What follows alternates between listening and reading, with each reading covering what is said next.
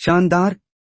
अब चलिए पहुंचते हैं महाभारत युद्ध के सबसे नाटकीय मोड़ों में से एक पर, भगवद गीता अध्याय 1 श्लोक 10, जहां दुर्योधन के शब्दों में छिपा है आत्मविश्वास भी और डर भी। संस्कृत श्लोक अपर्याप्तम तदस्माकं बलं भीष्माभिरक्षितम पर्याप्तं विद्मेतेषां बलं भीमाभिरक्षितम। 10 हिंदी अनुवाद, भाव के साथ हमारी सेना जिसकी रक्षा भीष्म कर रहे हैं मुझे अपर्याप्त अथाह अनियंत्रित लगती है, और पांडवों की सेना जिसकी रक्षा भीम कर रहे हैं वह मुझे पर्याप्त, संगठित और संकल्पित प्रतीत होती है। रोमांचक और प्रभावशाली व्याख्या, अटेंशन ग्रैबिंग प्लस सस्पेंस। अब मैदान में खड़े दुर्योधन के शब्द कुछ और कहते हैं पर मन कुछ और बोल रहा है। भीष्माभिरक्षितम बलम, वो सेना जिसकी कमान खुद भीष्म पितामह के हाथ में है, जिनके एक एक बाण से हजारों योद्धा ढेर हो सकते हैं, फिर भी दुर्योधन को लगता है अपर्याप्तम। ध्यान दो, अपर्याप्त यहाँ डर का संकेत भी हो सकता है और घमंड का भी।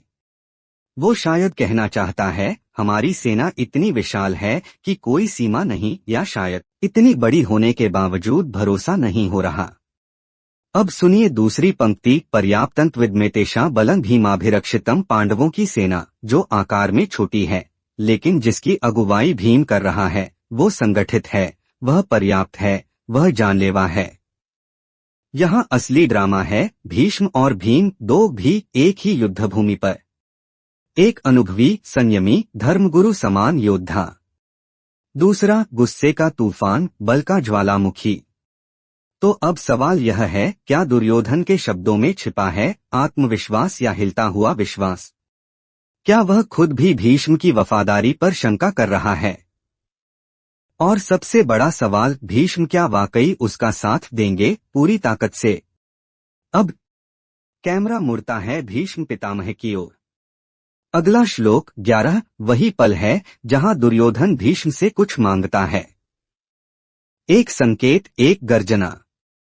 तो क्या पितामह अपनी निष्ठा साबित करेंगे या वो रहेंगे धर्म के चौराहे पर खड़े?